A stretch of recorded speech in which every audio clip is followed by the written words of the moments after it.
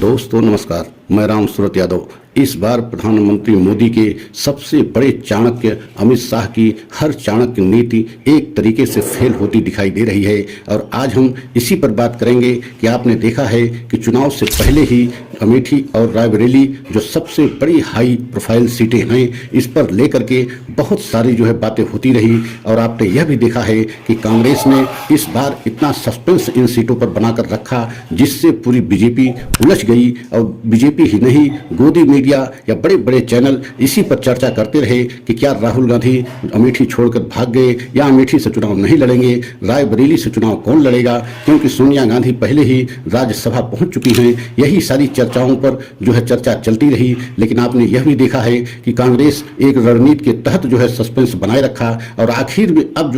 कांग्रेस ने एक बड़ा ऐलान करते हुए, एक बड़ी घोषणा करते हुए राहुल गांधी को अमेठी से चुनाव लड़ाने की घोषणा कर दिया और रायबरेली से प्रियंका गांधी वाड्रा चुनाव लड़ेंगी। तो जैसे ही घोषणा हुई उसी समय एक तरीके से बीजेपी और गोदी मीडिया में सन्नाटा छा गया और अब बीजेपी को लगने लगा कि ये दोनों सीटें तो गांधी परिवार आराम से जीत ही लेगा, लेकिन इसका असर उत्तर प्रदेश पर और कई ऐसी सीटों पर पड़ सकता है जिससे बीजेपी की मुश्किल बढ़ सकती है। और खबर तो यहां तक आ रही है कि अब प्रधानमंत्री मोदी की सीट वाराणसी सीट भी फंस सकती है, क्योंकि अगर राहुल गांधी और प्रियंका गांधी वाराणसी में जाकर के 2-4 रैलियां कर दिए, वहां रोड शो कर दिए, तो बीजेपी के लिए बहुत बड़ी मुश्किल खड़ी हो जाएगी। और यही कारण है कि जैसे ही ऐलान हुआ अमेठी से राहुल गांधी को चुनाव लड़ने का और रायबरेली से चुनाव लड़ने के प्रियंका गांधी को, तभी से पूरी गोदी मीडिया में और बीजेपी में सन्नाटा छा गया। बीजेपी में तो भगदड़ मच गई कि क्या उत्तर प्रदेश में अब बड़ा नुकसान बीजेपी को होने जा रहा है। ऐसा हम इसलिए कह रहे हैं कि 2 चरणों के जो चुनाव हुए हैं उसमें आपने देखा है कि वोट प्रतिशत का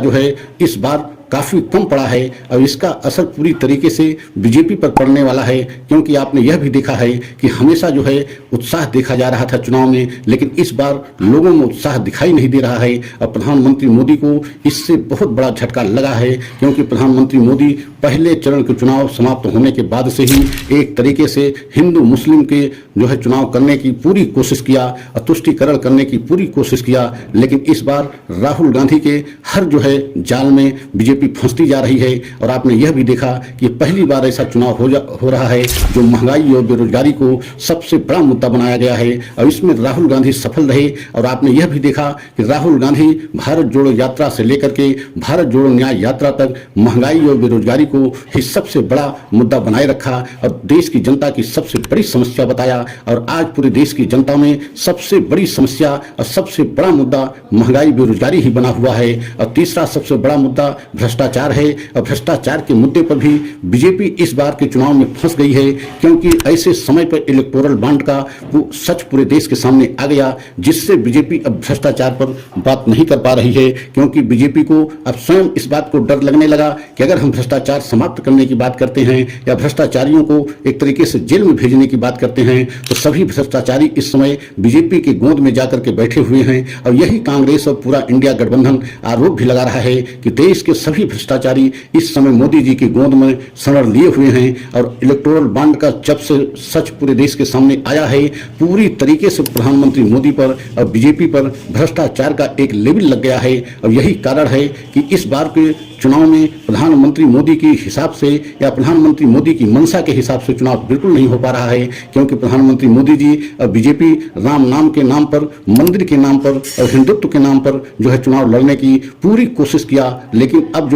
इस बार के चुनाव में यह कोई मुद्दा नहीं है। इस बार के चुनाव में महंगाई, बेरोजगारी और भ्रष्टाचार है और ये तीनों मुद्दों पर एक तरीके से बीजेपी घिरती नजर आ रही है, क्योंकि CSDS एक सरकारी संस्था है, ऐसे समय में चुनाव शुरू होने से पहले ही एक ऐसी रिपोर्ट जारी किया जिसमें महंगाई, बेरोजगारी देश में सबसे बड़ा मुद्दा है। और भ्रष्टाचार को लेकर के CSDS रिपोर्ट में यह कहा गया कि प्रधानमंत्री मोदी के कार्यकाल में भ्रष्टाचार बढ़ा है। तो आप समझ सकते हैं कि बीजेपी इस बार अपने ही चक्रव्यूह में फंसती जा रही है। भ्रष्टाचार के विषय में हमेशा प्रधानमंत्री मोदी जी पूरे देश की जनता को एक तरीके से गुमराह करके जीतते रहे, लेकिन अब तो भ्रष्टाचार का लेवल प्रधानमंत्री मोदी पर और बीजेपी पर स्वयं लग गया कि चंदा चंदा लेना, धंधा देना, जिस तरीके से जो है इलेक्टोरल बॉन्ड के माध्यम से चंदा वसूली की गई, हफ्ता वसूली की गई, यही आरोप जो है कांग्रेस लगाती रही, इंडिया गठबंधन लगा रहा है। और इस बार हर जो है मोर्चे पर एक तरीके से प्रधानमंत्री मोदी के चाणक्य कहे जाने वाले अमित शाह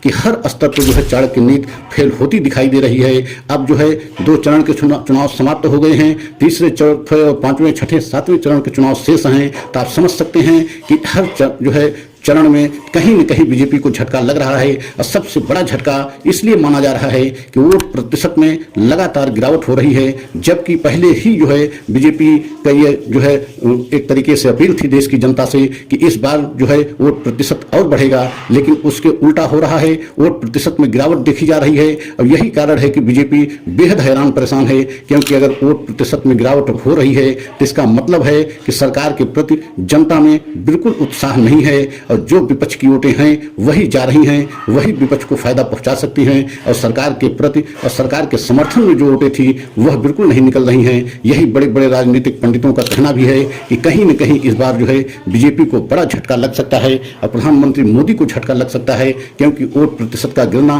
इससे बीजेपी को बड़ा नुकसान हो सकता है। और आपने यह भी देखा कि इस समय जितना जो है राहुल गांधी की देश में मांग हो रही है और राहुल गांधी के जो है रैलियों में किस तरीके से जनसैलाब उमड़ रहा है, या प्रियंका गांधी की रैली में आप देख रहे हैं एक तरीके से पूरे देश की जनता जनसैलाब के रूप में पहुंच रही है। तो इससे भी जो है बीजेपी एकदम हैरान परेशान है, कितना ज्यादा जन समर्थन कांग्रेस को कैसे मिल रहा है। और पूरे देश में जो है महंगाई, बेरोजगारी सबसे बड़ी समस्या बनी हुई है और यही जो है सबसे बड़ा मुद्दा भी बन गया है। जबकि इस मुद्दे पर, महंगाई बेरोजगारी के मुद्दे पर बीजेपी कतई नहीं चुनाव लड़ने की कोशिश कर रही थी। और न इसको कहीं आपने देखा है प्रधानमंत्री मोदी जी किसी भी रैली में महंगाई बेरोजगारी की बात नहीं कर रहे हैं, सिर्फ मुस्लिम तुष्टीकरण की बात कर रहे हैं, मुस्लिम को लेकर के बातें कर रहे हैं कि हिंदू मुस्लिम चुनाव हो जाए, लेकिन कहीं जो है सफल होते दिख नहीं रहे हैं। आपने यह भी देखा है कि जो है चुनाव आयोग से नोटिस भी राहुल गांधी को और प्रधानमंत्री मोदी को जारी हो गई है, मतलब कल तक का समय है उस पर जवाब देने का। तो आप समझ सकते हैं कि प्रधानमंत्री के इस बार की सभी जो है चाणक्य नीति फेल होती नजर आ रही है।